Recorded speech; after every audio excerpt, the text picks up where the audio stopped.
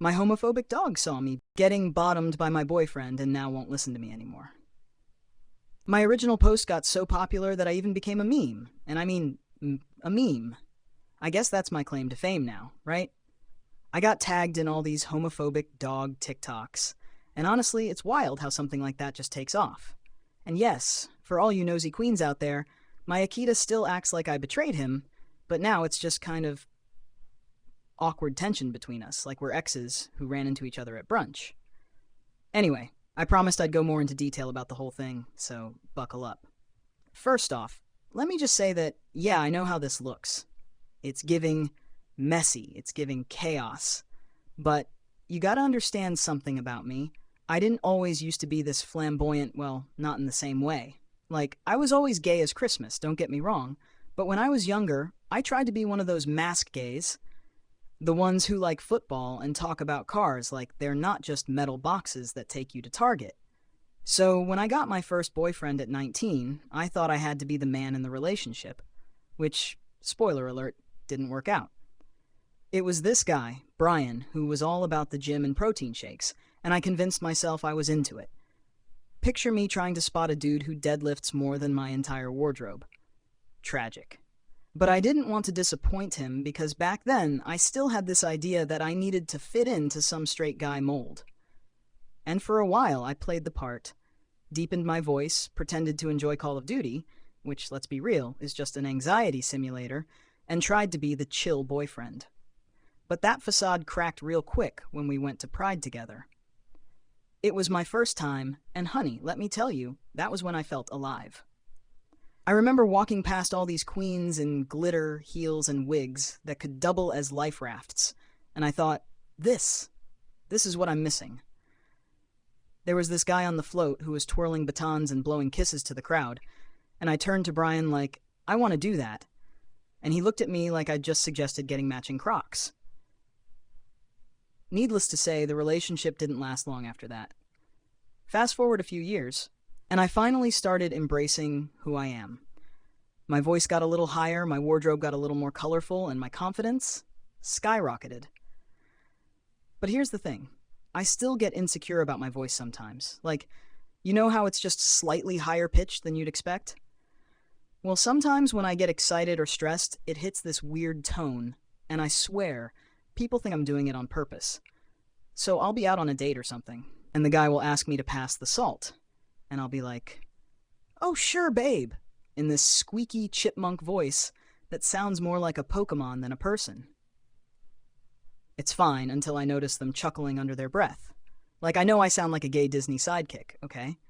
You don't have to remind me. But anyway, back to the dog situation, because I know that's why y'all are really here. After the whole Akita walking in during a very intimate moment incident, things have just been off between us. And I've tried everything to fix it. I'm talking treats, long walks, talking to him in that high-pitched baby voice I use when I'm trying to make him love me again. And yes, he gives me the side-eye for it. Nothing works. It's like I got caught cheating on him with that guy, except the guy was a random dude from Grindr, and the cheating was, well, let's not rehash that part. And okay, I know some of y'all are probably still side-eyeing me for leaving the door open during a hookup. Trust me, I've learned my lesson. You wouldn't believe how many people have slid into my DMs with their hookup horror stories after that post blew up. There was one guy who told me his dog literally jumped on the bed while he was busy and started licking his back.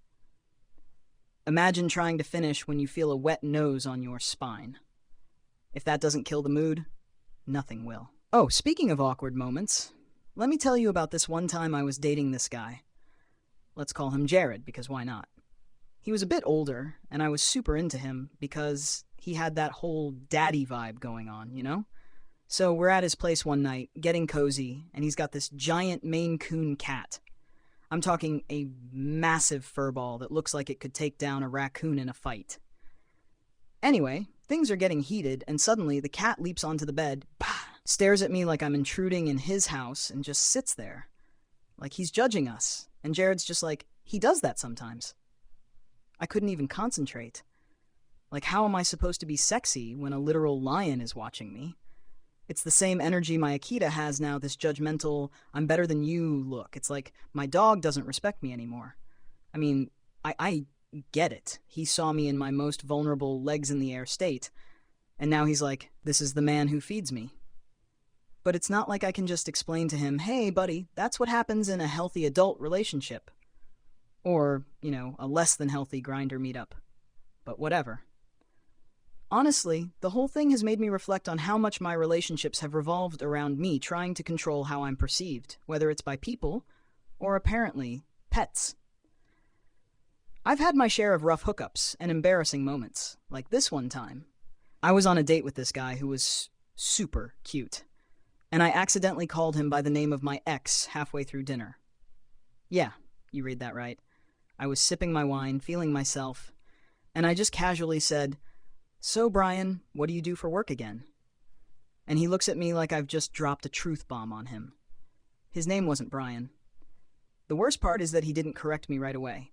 He just smiled and said, "I'm an architect," which, by the way, was also what Brian did. So now I'm like, oh, great, I'm dating the same person again, just in a different body. We didn't have a second date. As much as I love being out there and living my truth, moments like that make me want to crawl into a hole and die. But I guess that's life, right? You live, you learn, and sometimes your dog witnesses something he'll never unsee, and now you're stuck in a weird, silent standoff with him for the rest of your days. Anyway, to all the people who keep DMing me asking if I fixed my relationship with my Akita, no, not yet, but I'm trying. Maybe I'll take him to therapy or something. Do they have dog therapists? Or maybe I just need to move on.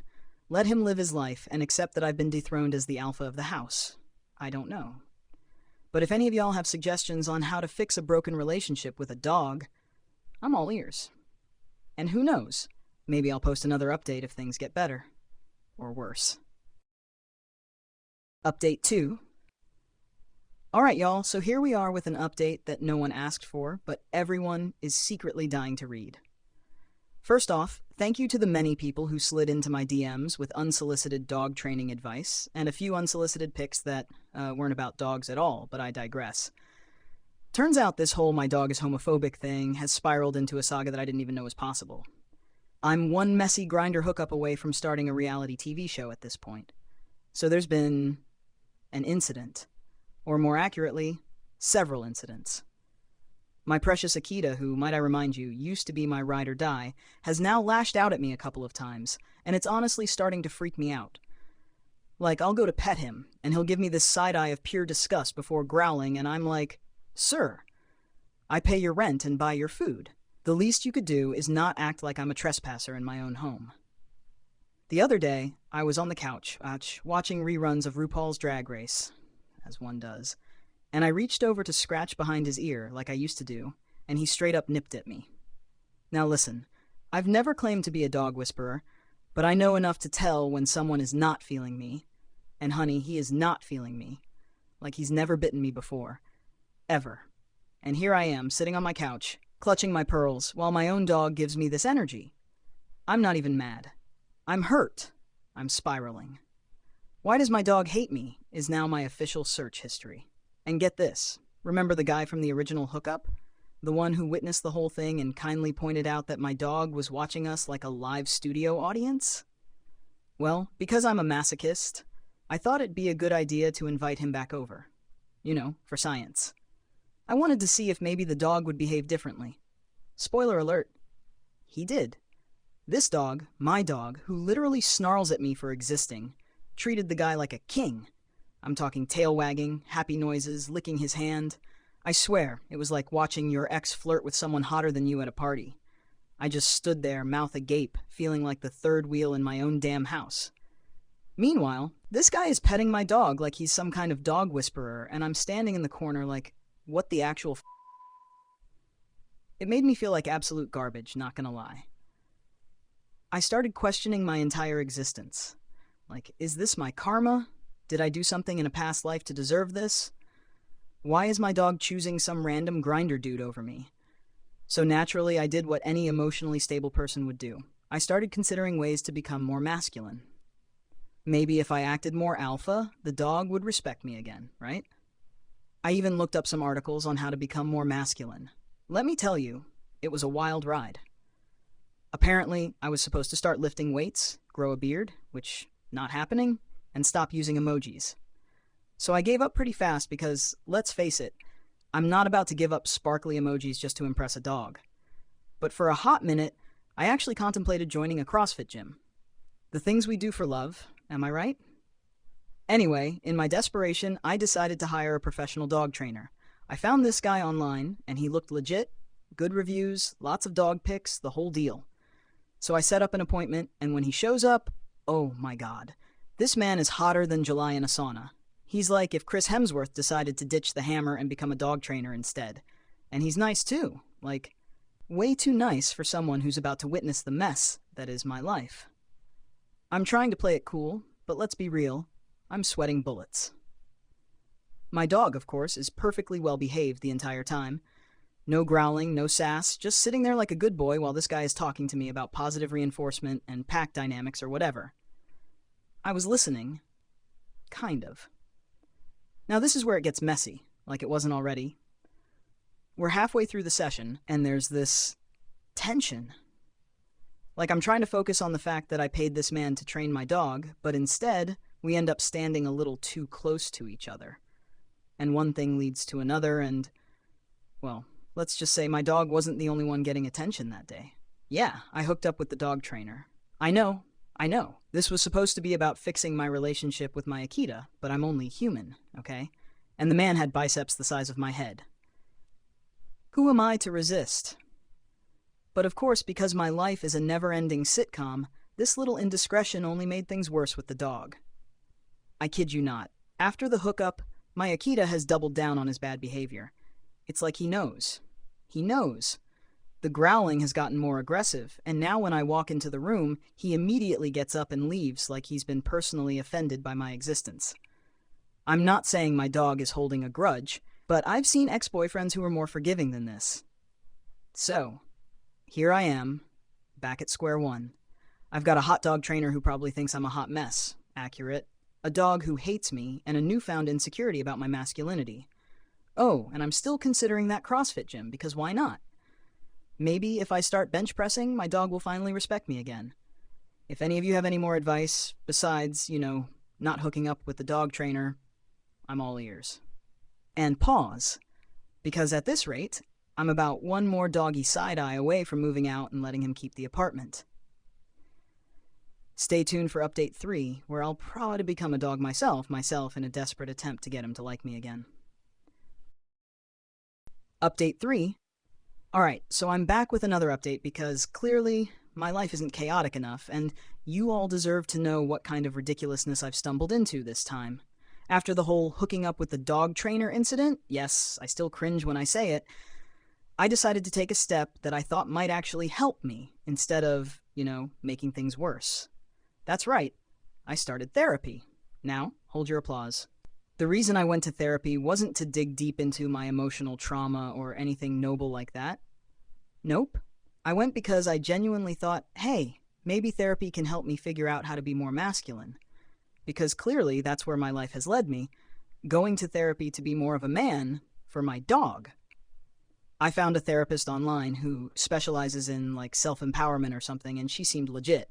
So I thought, why not? Let's give it a shot. I roll up to her office. Well, actually, I walked in because I live for dramatic entrances, and I'm expecting this serious, no-nonsense therapist who's going to help me get my life together. What I got was, well, not exactly that. First off, my therapist, let's call her Dr. G, is a woman, which for me is great because there's no chance of me getting distracted by biceps or a jawline that could cut glass. But here's the thing. Dr. G, she's a little too into my stories. Session 1 starts, and I'm all ready to talk about masculinity and, how to assert dominance or whatever. So I sit down, cross my legs, very masculine, obviously, and I'm like, so, I think my dog hates me because I'm not masculine enough. Dr. G doesn't even blink. She just nods and goes, interesting. Let's talk about that.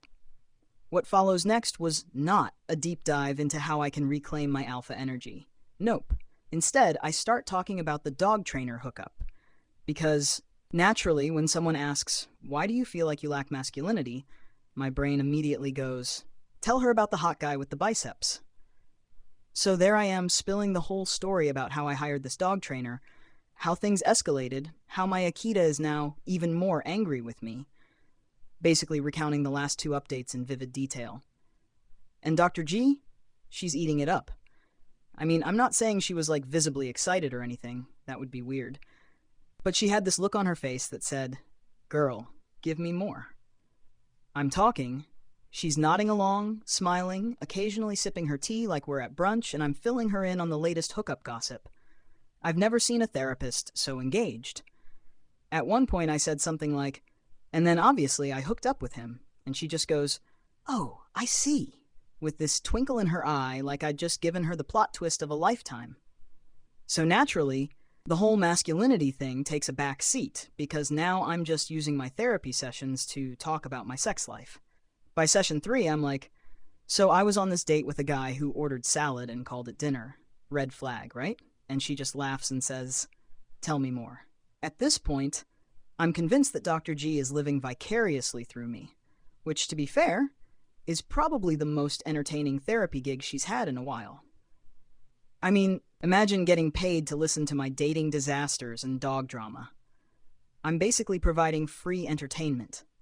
One time, I tried to steer the conversation back to my original reason for being there. I said something like, but really, I think my issue is that I'm just too, I don't know, soft? Maybe I need to be tougher, more masculine. And she looks at me and goes, do you really want that, though? You seem to enjoy being who you are. And I'm like, damn, Dr. G, you're right. I do enjoy being who I am. But also, my dog still hates me. So what now? Of course, after that little epiphany, I go right back to talking time I ran into 2 exes at the same club, and had to pretend like I was unbothered while they did shots together at the bar. I was very much bothered, in case anyone's wondering. There were tears. But I digress. So yeah, therapy hasn't exactly turned me into a lumberjack or anything. I'm still out here with my slightly higher pitched voice, my questionable life choices, and a dog who looks at me like I'm an embarrassment to all of dogkind. But Dr. G is living for it, so at least someone's happy. The best part? I'm paying for this. I'm literally paying for someone to sip tea while I talk about my Grindr escapades and dog drama. I guess you could say it's therapeutic? Like, it feels good to get everything off my chest, but I'm starting to think I need a therapist for my therapy sessions. The only thing that's come out of this so far is Dr. G telling me, you don't need to be more masculine. You just need to be confident in who you are. Which, like, thanks, girl. But that doesn't help me when my dog is still acting like I'm a guest in his house. I've tried everything at this point. Positive affirmations, treats, apologizing for being a bottom. Nothing works. So now I'm thinking maybe Dr. G needs to meet my dog. Like, if anyone can charm him, it's her. Right? Maybe if she hears his side of the story, we can finally come to some sort of resolution. Honestly, at this point, it feels like I'm in couples therapy with my dog. Stay tuned for update 4, where I'll probably end up in a therapy session with my Akita, trying to work through our trust issues, because apparently, this is my life now. Update 4. Well, here we are again, folks. I'm back with another update because apparently my life is just a never-ending sitcom at this point. First of all, let me address something right off the bat. Therapy is still going strong, and Dr. G? She's getting real friendly. Like, at first I was convinced she was just living for the drama and tea I was serving her on a silver platter, but I've got to admit I may have misjudged her. Turns out she's actually helping me. Who knew? I mean, yeah, she still gives me that look like I'm the star of her favorite reality show, but every once in a while, she drops some real gems of wisdom. I'll be in the middle of talking about, like, that time I accidentally texted a nude to the wrong guy, and she'll just nod and go, and how did that make you feel? And suddenly, I'm spiraling into a whole therapy breakthrough. One time, I was mid-rant about my Akita's total betrayal, still unresolved, by the way, and she just casually drops, you know, maybe your dog sees you as submissive because you're always a bottom. Hold up. I'm sitting there, stunned, like, did my therapist just suggest I become a top?